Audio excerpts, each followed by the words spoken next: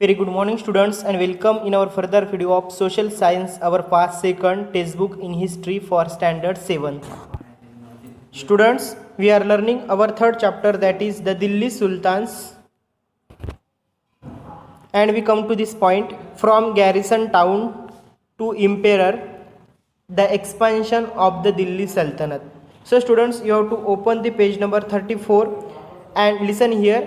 हमें अभी देखना है कि गैरिसन टाउन से लेकर जो भी इंपीरियर था उसका एक्सपेंशन, जो भी दिल्ली सल्तनत थी उसका एक्सपेंशन यानी उनका विस्तार कैसे हो गया, उसके बारे में हमें देखना है। ठीक है, आपको यहाँ पे मैप बताया गया है बच्चे। Major cities capture by Shamsuddin Iltutmish. देखो, शमशुद्दीन इल्तुतमिश ने जो भी यहाँ पे सिटीज़ कैप्चर की है वो हमें यहाँ पे मैप में बताई गई है। Okay, next part students, we have to see. So listen students, in the early 13th century, the control of the Delhi Sultans rarely went beyond heavily fortified towns occupied by garrisons. देखो, यहाँ पे जो भी 13th century के बारे में बताया गया तो भी जो भी कंट्रोल था दिल्ली सुल्तान्स का और रेयरली था, यानी सिटीज़ में ज़्यादा कंट्रोल था लेकिन सिटी के बाहर थोड़ा सा रेयरली था, कम था. The Sultan seldom controlled the hinterlands of the cities and were therefore depends upon the trade, tributes or plunder of supplies. यानी जो भी सुल्तान थे उनका कंट्रोल था हिंटरलैंड का भी. हिंटरलैंड क्या है? सिटी के बाहर का इलाका बच्चों. सिटी के बाहर के इलाके को हिंटरलैंड कहते थे. यहाँ पे मीनिंग भी बताया गया आपको. The lands adjacent to the city और port that supply with the goods and service. जो भी पोर्ट एक प्रकार का और एडजेसेंट है सिटी से बाहर वाली लैंड जिसमें गुड्स और सर्विसेज सप्लाई होते हैं. ठीक है, उसके बाद बताया गया बच्चों कंट्रोलिंग गैरिसन्स टाउन्स. अभी गैरिसन्स टाउन्स क्या है? तो बच्चों अब फोर्टिफाइड सेटलमेंट विथ सोल्जर्स, ऐसा आपको मीनिंग बताया है. यानी गैरिसन टाउन किसको कह सकते हैं? एक ऐसी जगह, एक ऐसी सेटलमेंट जहाँ पे सोल्जर्स रहते हैं. ठीक है, controlling garrisons towns in distance Bengal and Sindh from Delhi was extremely difficult. यहाँ पे कंट्रोल करना जो था दिल्ली से, जो भी बाहर का एरिया था बंगाल एंड सिंध, दिल्ली से कंट्रोल करना बहुत ही मुश्किल था. Rebellion, war, even bad weather could snaps. 1 minute. क्या होता था बच्चों? इवन बैड वेदर यानी रिबेलियंस यानी जो भी विद्रोह वो भी हो जाता था, वार हो जाते थे. और bad weather could snap fragile communication routes, यहाँ पे कम्युनिकेशन भी इजी नहीं हो पाता था. Delhi's authority was also challenge by the Mongols invention from Afghanistan and by governors who rebelled at any sign of the sultan's weakness. यानी वहाँ पे क्या होता था, दिल्ली की जो अथॉरिटी थी उसको भी चैलेंज था मंगोल से. मंगोल्स कौन थे? जो भी मंगोलिया से आए थे ना, वो मंगोल्स थे और वो अफगानिस्तान से आएंगे. और जो भी गवर्नर्स है who rebelled at any science, अगर उन्होंने कुछ रिबेल कर दिया सुल्तान का वीकनेस देखकर, यानी सुल्तान अगर वीकर रहा तो क्या होगा, जो भी गवर्नर्स थे वो क्या करेंगे? रिबेल करेंगे, विद्रोह करेंगे, ऐसा होता था. द सल्तनत बेयरली सर्वाइव्ड द चैलेंजेस. और भी अगर किसी ने चैलेंज भी किया तो जो भी सल्तनत थी वहाँ की वो बेयरली सर्वाइव, यानी वो बच नहीं पा सकती थी, यानी वो संघर्ष नहीं कर सकती थी. उनकी जो भी ये है सल्तनत जो भी है वो चली जाएगी. This consideration occurs during the reign of Ghazuddin Balban and further expands under the Alauddin Khilji and Muhammad Tughlaq. तो उसके बाद क्या हो गया, जो भी रेज थी यानी जो भी शासन था वो क्या हो गया, एक्सपांस हो गया, अंडर एक्सपांड यानी बढ़ गया किसके अंडर? अलाउद्दीन खिलजी एंड मुहम्मद तुगलक के अंडर ये शासन बढ़ गया. उसके बाद बच्चों हमें बताया गया है the first set of campaigns along the internal frontier of the sultanates aim at consolidating the hinterlands of the garrison towns. यानी इसमें क्या बताया गया, जो भी कैंपेन का जो भी सेट है वो इंटरनल फ्रंटियर्स. अभी इंटरनल फ्रंटियर्स कैसा समझो, ये अगर गैरिसन टाउन है, गैरिसन टाउन से जो भी बाहरी एरिया है तो बाहरी एरिया पे कंट्रोल होना चाहिए.